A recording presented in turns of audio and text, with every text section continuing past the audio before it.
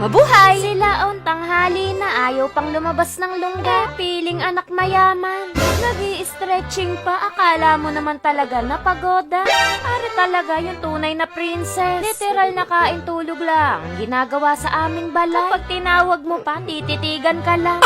Nagpakilala nga ako at baka hindi niya ako nakikilala eh. Ako lang naman, yung tinitipid yung sarili ko para meron siyang pagkain at gamit. Sa kanya lahat napupunta yung kwarta ko. Tapos isang yakap lang ay nagsusungay.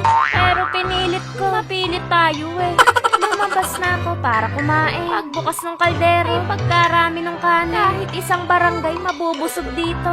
Kita nyo nga, unahan pa ako ng langga. Tinignan ko yung mga drawer kung ano ang ulam namin ngayong araw. Sabi talaga namang nabulaga ako sa sobrang dami. Parang piyesta sa bahay namin ngayon. Ang daming putahe. Napakamot sa ulo ang inyong kalaong. Hindi hukuto ire.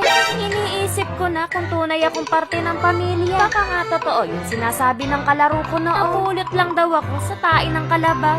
Sa kakaisip ko kung ampon nga ba ako o hindi. Nakarating na ako ng tindahan. Hinintay ko yung bata dahil bibili din siya. Tapos inunahan ko. Walang bata-bata dito, oy. Ganyan ka-competitive ang inyong kalaong. Nakakatuwa kalaong. Sarap mong palahi. Yung tindahan dito sa amin, dugong maharlika lang ang pwedeng bumili. Padorbele. Dahil pang mayaman ang aming tindahan. Abe, syempre, pang mayaman din ang ating bibilin. Masyadong malaki yung kwartang hawak natin ngayon. Baka wala silang panukle. Bumili lang ako ng isang long red steam meat. Pinaganda mo pala on hotdog lang yan.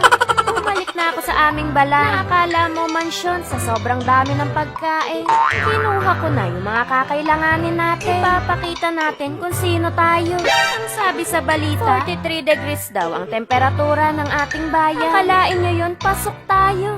Nagluluto tayo sa pinakamalaking lutuan sa Pilipinas. Ang galing natin. Hindi na natin kailangan ng gasol o kahoy dahil tayo ay nakatira sa mismong lutuan. Pero humanap ako ng magandang pwesto kung saan makakaluto agad tayo. Habang pinapainit ko yung kawali, syempre sisilong tayo. Baka mauna pa tayong maluto sa hotdog eh. Matutuwa sa akin yung mga tao sa bahay. Bukod sa bumili ko ng sarili kong hotdog, hindi ako gumamit ng gasol. Ade, nakatipid kami pagka mahal pa naman ang gasol ngayon.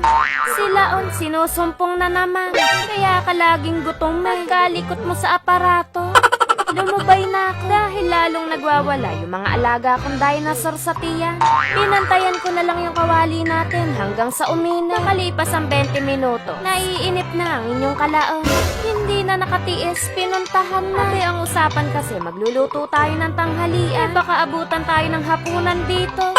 Nilapitan ko na yung kawali at lalagyan na natin ng mantika. Chinek ko muna kung mainit na. Confirm, mainit nga.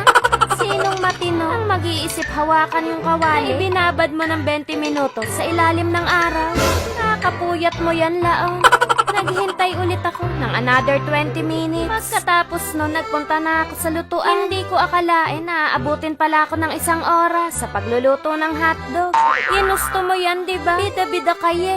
Yung hotdog natin maluluto agad. Ayan nga, nagtatalsikan yung mantika. Ganiri kainit sa aming bayan. Pwede kang magluto kahit sinaing pa yan. Tinikman ko yung mantika kung luto na. Laon, sabi ko sa'yo, huwag kang roronda gabi-gabi at napupuyat ka. Umuwi na ako sa aming balay. Kukunin ko na yun, napakarami naming kanin. Kita nyo, maya-maya lang, mangungudngod na yan. Uumpisahan na natin ang paglapa. Baka mapanis pa riye. Grabe, ganito pala yung lasa ng hotdog kapag pinagjirapan. Lasang lechon. Ganoon ko rin naman katagal niluto. Parang lechon lang. At may isang laon na naman hang nagluto sa ilalim ng araw. Huwag niyong gagayahin re. Yun lang, hanggang sa muli.